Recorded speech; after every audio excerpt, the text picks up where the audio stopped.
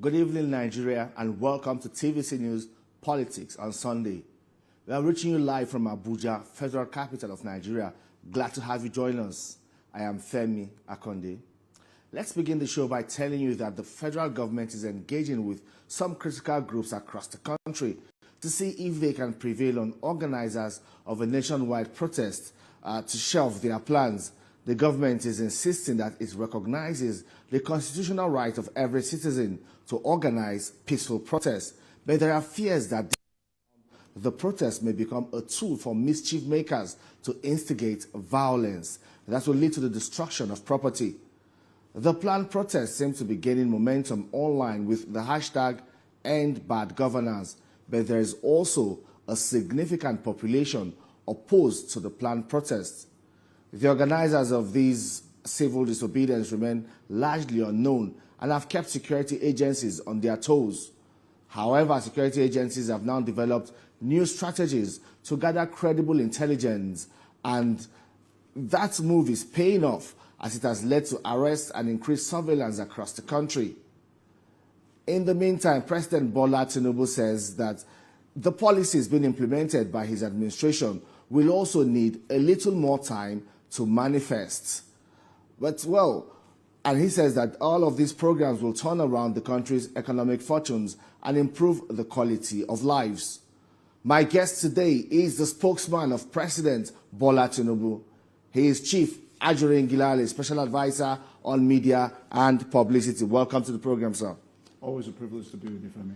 Yes, sir. Why does it seem that, a government that insists it is not against the right of citizens to protest and also recognizes that right is now making frantic efforts to prevail on protesters to shelve plans?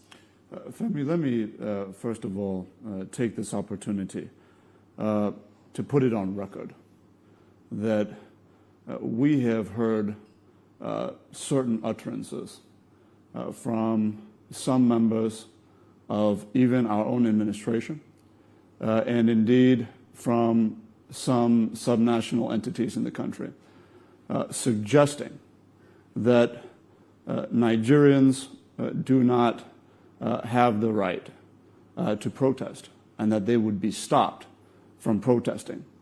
I want to be very clear this evening in front of the nation in saying that there is nobody within our administration that has the standing, the command, or the gravitas to tell any Nigerian citizen that they cannot peacefully protest and that they cannot peacefully protest in any part of this country. We are not in office to dominate our people. We are in office to serve our people, and this is the position of the President. His Excellency President Bola Tinubu has been very clear that the notion of peaceful protest is a central component of an effective functioning democracy. He cited the fact that as an activist, it was the power of peaceful protest, even against the murderous and brutal nature of the regimes in office at the time, to ultimately achieve the result of a return to civilian rule in 1999. So it will never be a president with that background that would in any way insinuate or suggest that Nigerians should not engage in peaceful protest if they have decided to do so. I want to make that abundantly clear.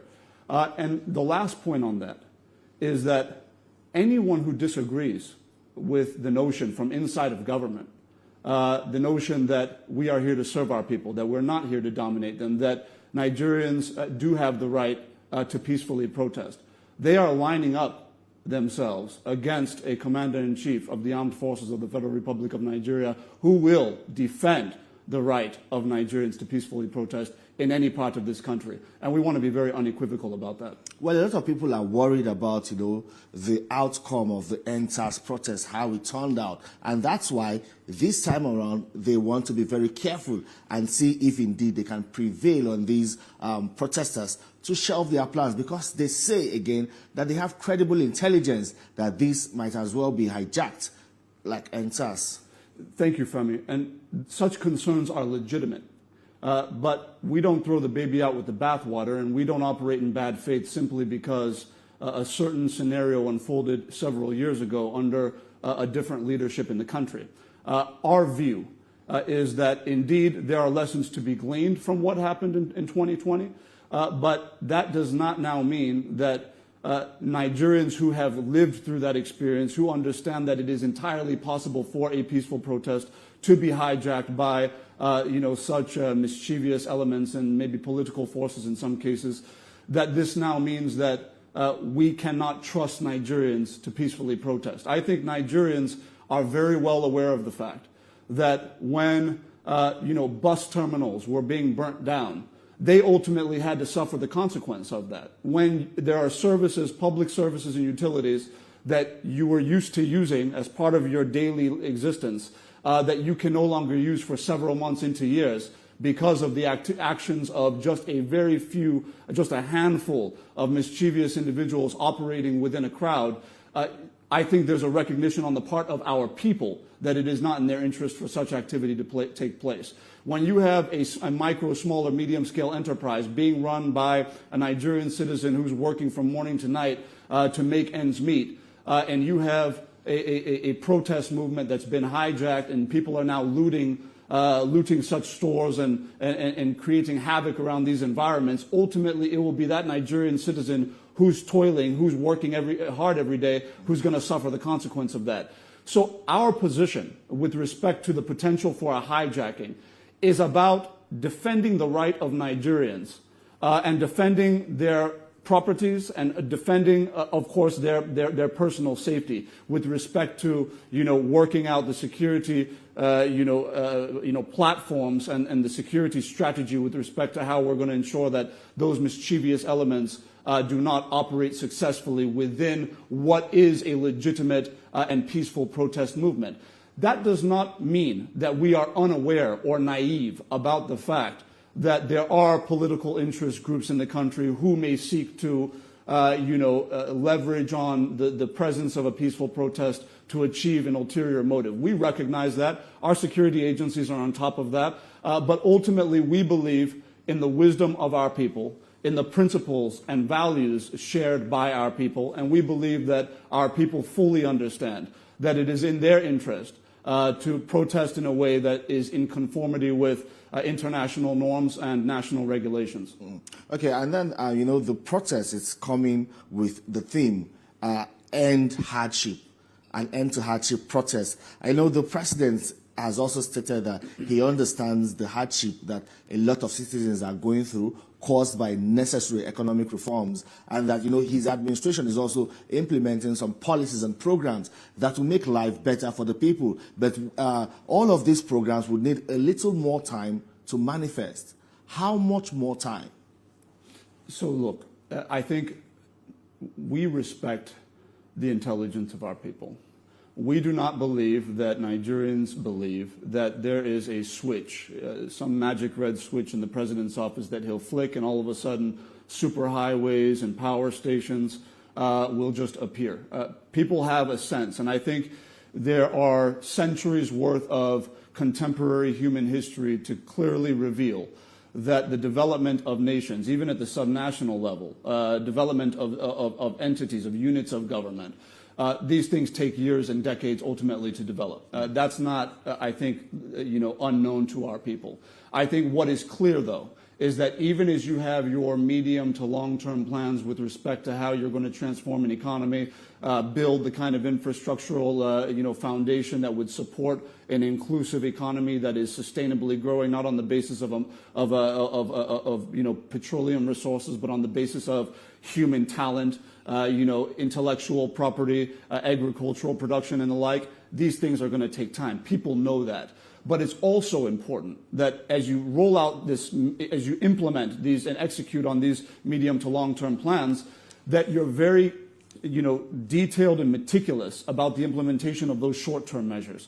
So, for example, this administration, under the leadership of His Excellency Mr. President, has put in place successfully and verifiably, single-digit interest rate credit facilities to over 1 million micro, small, and medium-scale enterprises within 1 year. And that is in view of very difficult economic conditions that were inherited with respect to, billions of dollars worth of foreign exchange backlogs inherited in the Central Bank of Nigeria, with respect to, obviously, the fuel scarcity and many of the other challenges we faced with respect to the Naira scarcity and many of the other challenges that were encountered on day one. He's been able to achieve these things. When the president sets out to build, right now you have over 300 roadways across all states of the Federation being reconstructed, and that is not including the superhighway from Lagos to Calabar that is under construction, the Badagry to Sokoto highway, and many, many others. Not to talk of $1 billion being right now expended on seaport reconstruction across the eastern and western seaports. There are a number of things that are going on now that create direct employment and set us up for a prosperous future where our infrastructure actually supports the foreign direct investment drive that this president is aggressively pursuing. But it is also incumbent upon our administration, not just at the federal level, but obviously the incumbents at the state and local levels, to ensure that whatever policies are being implemented to create fiscal space for households, that these things are actually done, that we don't have any kind of administrative incompetence, that we don't have unnecessary bureaucratic delays. These are things that are in the hands of government officials to ensure, and they have to ensure those things. The last point I would make on this, Femi, is that when you look at the measures of government, right now we've rolled out the National Student Loan Program, right, where you have over 100,000 beneficiaries, students who originally would not have been able to access institutions of higher learning, but are now able to do so, not just accessing their tuition, but accessing the logistics, accommodation, upkeep, and all of that. If you look at the consumer credit program, you're looking at a scale of over 1 million Nigerians in the first year that will benefit from that program. These are things that take time ultimately to be executed. Okay, so we have a scheduled commercial break. We'll just quickly take that break, and then we'll return to continue with the rest of the program. Welcome back to TVC News Politics on Sunday. I still have here in the studio President Tinubu's special advisor on media and publicity chief, Ajuri Ngilale. You have said President Tinubu is not opposed to the right of citizens to peacefully protest because he also has a background of engaging in this kind of civil protest that also help pile pressure on the military regime to restore constitutional democracy in Nigeria. And before we went on that break, you're talking about some of the policies, some of the programs and policies of this administration. Now, I'd let you wrap up on all of these policies that are crucial to the well-being of citizens and will still need some more time to manifest.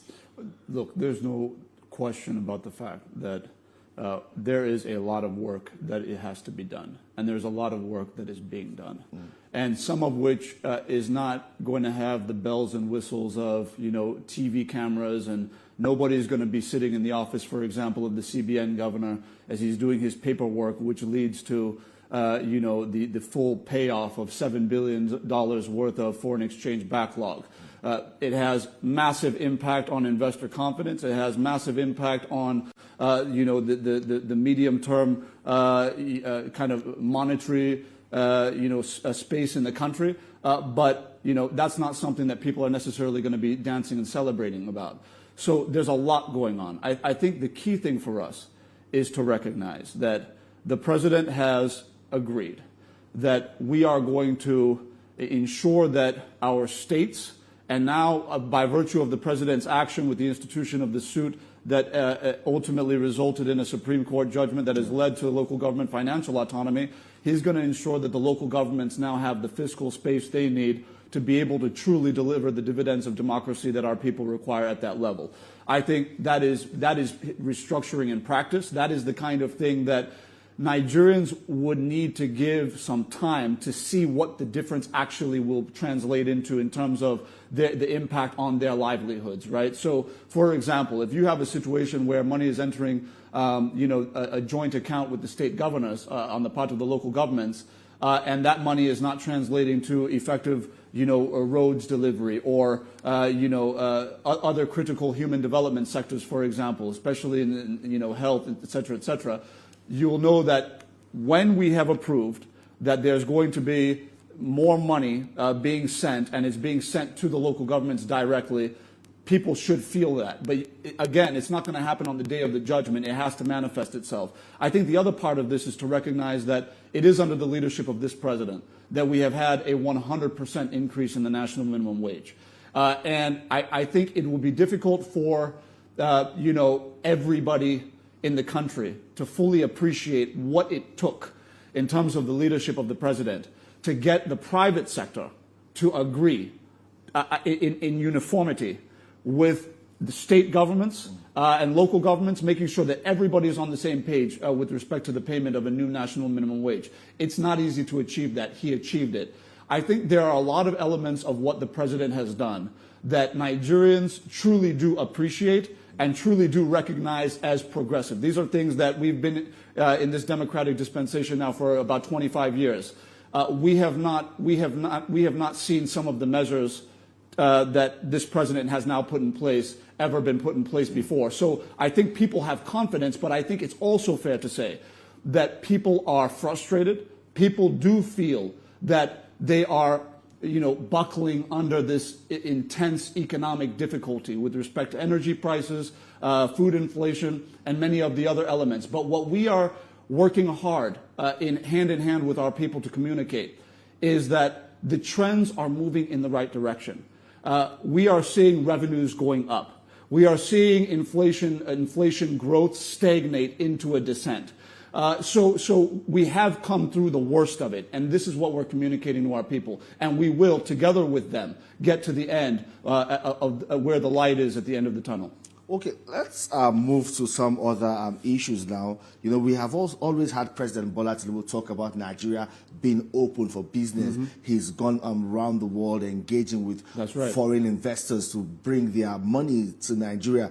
And there's this state visit. He's been invited by President Xi Jinping of China on a state visit. I know people, the economists are now saying that this clearly holds some prospects and opportunities for Nigeria. But the question now is, how will Nigeria take advantage of this agreement to ensure it's not lopsided but balanced for national interests? Thank you very much. So I think if we take Lagos State as a case study in development with respect to His Excellency Mr. President's use of state power to bring in private sector investment that ultimately leads to the uplift of livelihoods in the millions of people, on a scale of millions of people, then we would know that this is a president whose only focus and interest when he attends such important bilateral or multilateral engagements overseas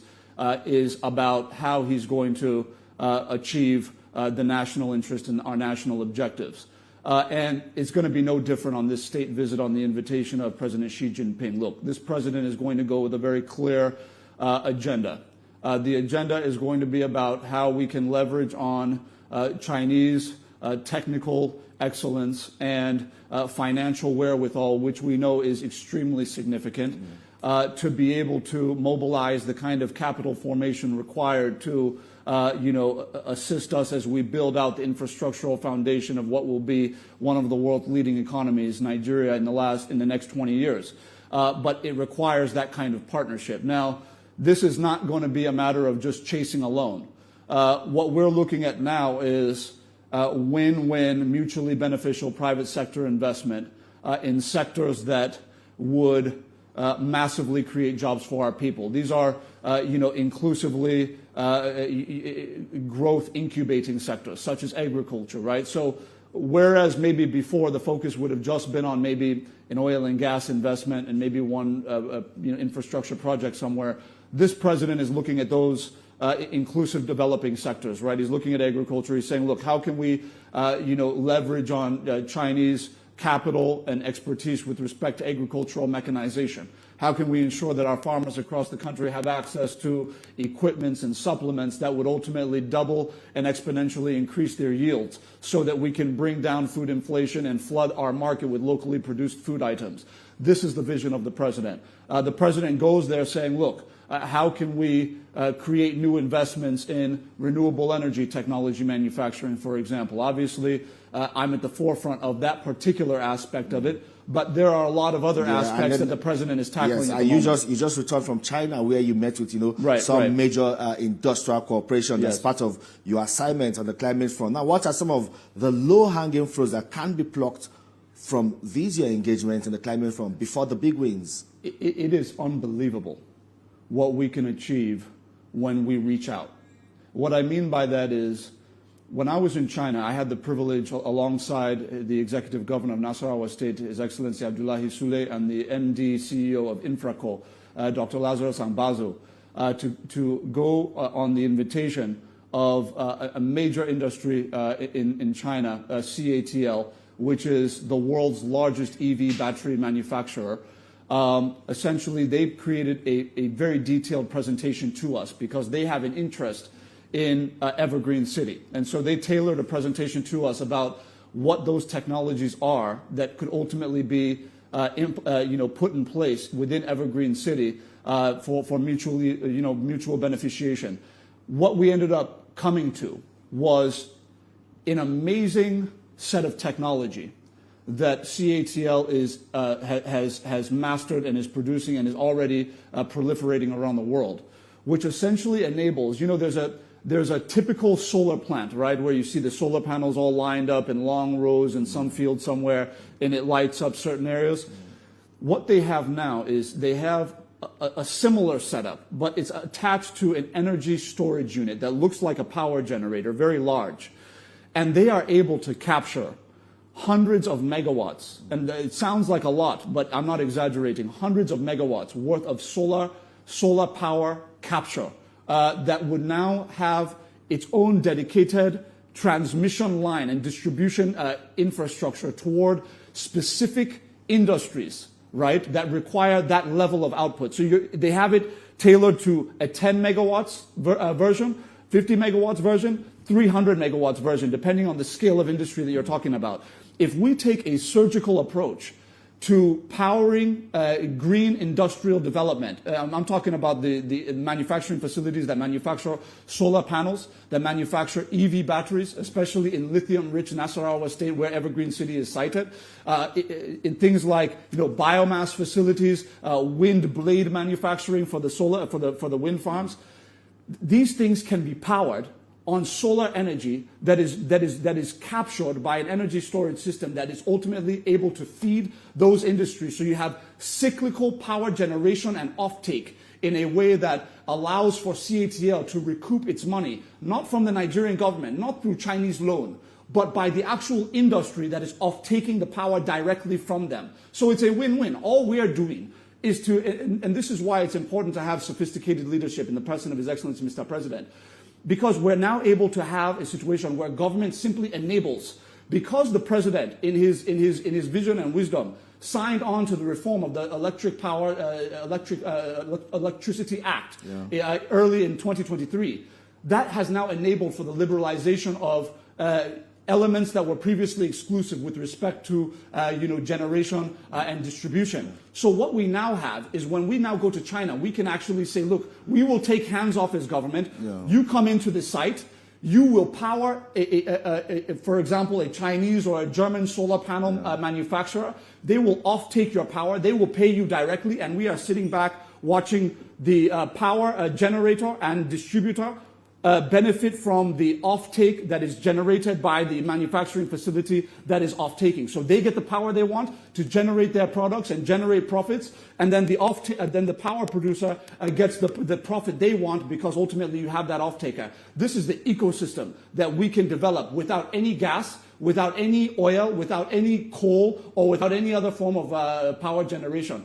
That is not to say that gas is not going to be a central theme of the future of our economy. It's going to have a major role in terms of our industrialization. But we are setting Nigeria up for a dual track where we can have green industry right next to gas-powered industry. And this is something that this is going to be a major legacy of His Excellency President Bola Tinubu. All right, then. Ajuri Ngelale, sorry, we're out of time. But it's interesting how you've been able to navigate your job as a special advisor, media and publicity. A very demanding job at a time when there's so much to communicate to Nigerians. Match it with these important job as special advisor on climate. And, a lot of people are also asking, like, how have you been able to juggle it? Well, look, Femi, leadership is about coordination and effective delegation, and making sure that you've prepared a team that can carry out assignments on your behalf in a way that ensures that when you are not physically present, standards don't reduce in any way. We've been able to achieve that, but ultimately it is a credit to the belief and faith that His Excellency President Bola Tinubu has had in us to balance these two assignments. And fortunately, so far, we have not fallen short. But look, there's still a lot of work to do, and we're going to continue to be humble in our approach to the hard work that we have to get done. All right, thank you so much, Adrian Gilali. Well, that's it on our program today. You can see this episode again on TVC News YouTube channel. Do not forget to like, comment, and share. Thank you for watching. I am Femi Akonde. See you.